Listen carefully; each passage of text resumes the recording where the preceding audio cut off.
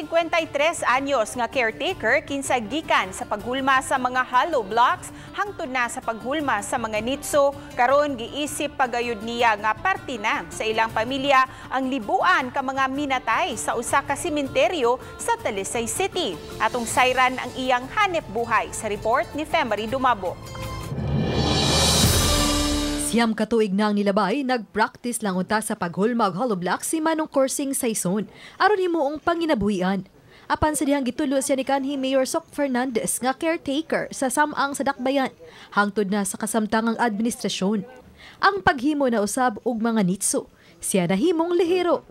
Siya gayang pamilya din hinausab magpuyo sa tugaran sa sementeryo.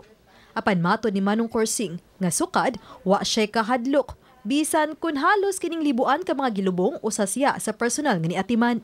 Kayang iyang pag-atiman sa mga patay, susama nga iyang kabanay.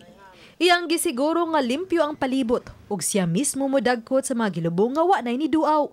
Mupanaw sa dayo nang nagipanglubong nako. Nga dili magkuan sa nang hibilin. Mara akong kuan ana.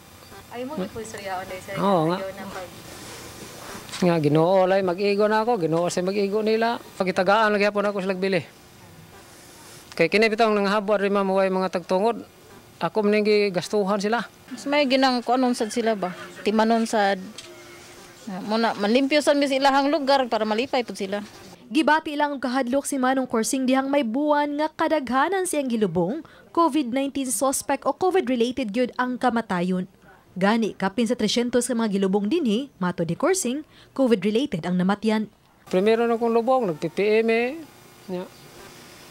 Pagkahuman ako tabon, buta ako ng pasirita ng gasolina, akong silaban.